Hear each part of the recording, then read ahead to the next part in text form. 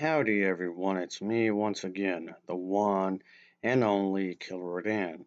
So for the month of October, of course, I'll be doing nothing but spooky stuff, of course, because for one, it's my favorite time of the year. I mean, okay, granted, I probably would have done this anyway because I like the horror genre, so here we are, I guess.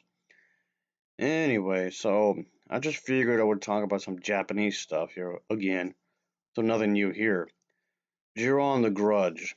Okay, and I have to say this real quick.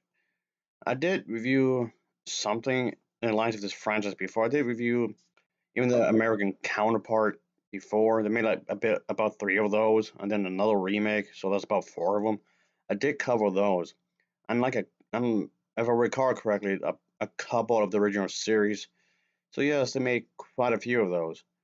I've been meaning to come back and cover the series again, but yeah, it's been a good while, a good long while. So, folks, I just want to let everybody know for whoever has subscribed to this channel. So, yes, while I did in fact cover this series before, but I didn't cover every single entry just yet, which, yes, is incredibly slow because I've covered some of these movies a good while ago. I mean, I do mean a long while ago. So, I'm being extremely sluggish to cover the rest of this series.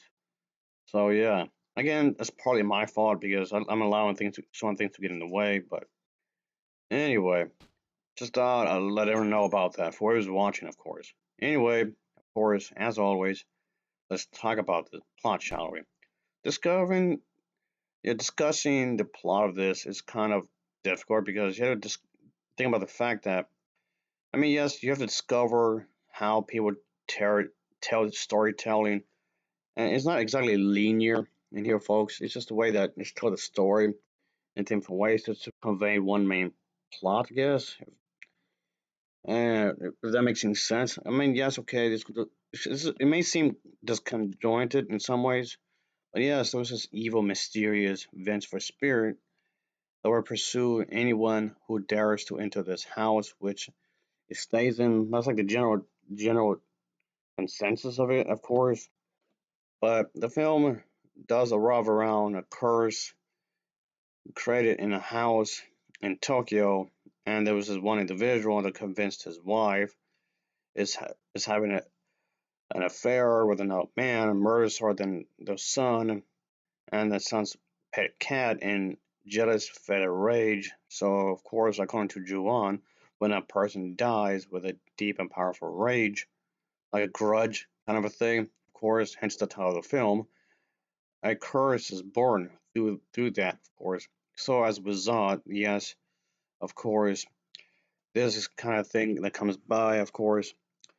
One thing to get at is that it's kind of broken into segments in some ways, of course.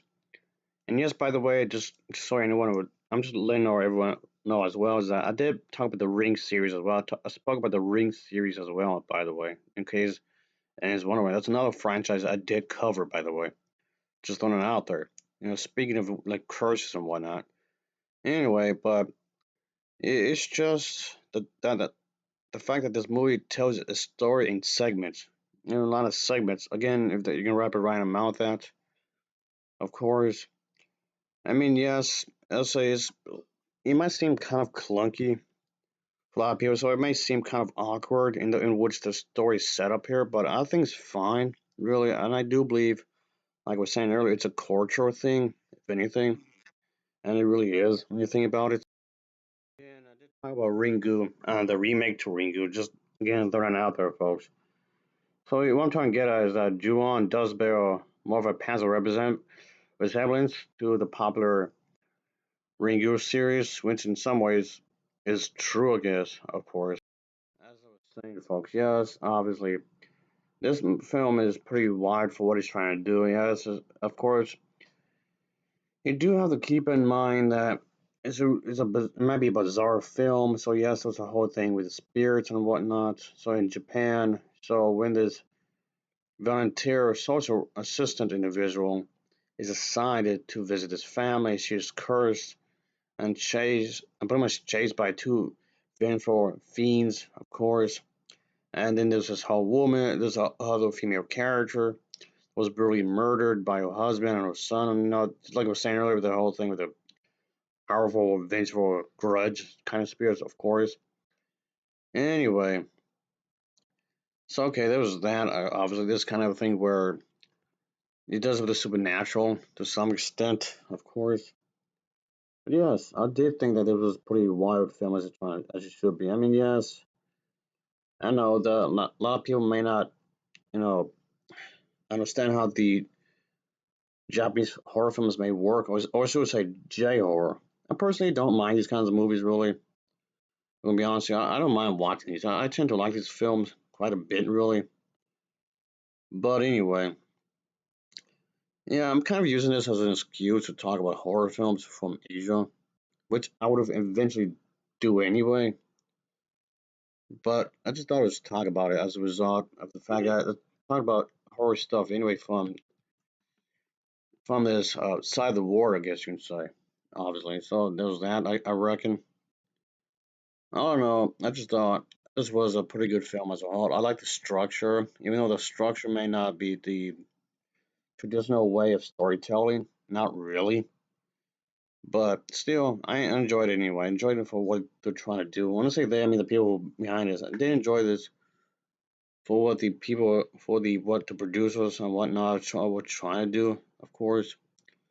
And I did like the overall idea. I mean, even though it might have been constructed kind of weird, but still, I don't know. I did think that it was pretty good. I did like what they were trying to aim for, of course. I did like what they were trying to aim for in the grand scheme of things with the story, with the characters, and the overall mood. Yes, of course, it may not be the most fast-paced movie out in the ever because it really isn't. Of course, I mean, not that I was expecting this to be. Of course, I was not expecting it to be like really fast-paced movies. Yes, maybe more slower than compared to a lot of the other movies that's out there, but still, I guess it's a culture thing. Like I said before, folks, it's very much a cultural thing. Don't expect it to be like a Michael Bay type of thing at all because he really isn't trying to aim for that kind of a thing at all. But I'm fine because I don't like Michael Bay anyway. His movies are terrible. His movies are fucking terrible. But anyway, so in some ways I'd say that like the acting is actually really good here. And just because it's a horror film doesn't mean the acting has to be bad. Of course, obviously not. Anyway, I should make more of an effort to return to the series because there's still quite a few entries that still have to cover. Because as I mentioned before, is that if I review one entry of the series, I might as well review them all. I mean, unless there's like a specific reason not to, but that's the rule of thumb, so to speak. Anyway, for what it's worth, the acting was good.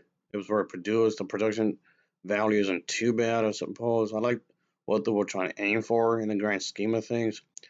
I'll give this an overall rating of a 7.3 out of 10. It's a 7.3 out of 10 for me. So thanks for watching. See ya.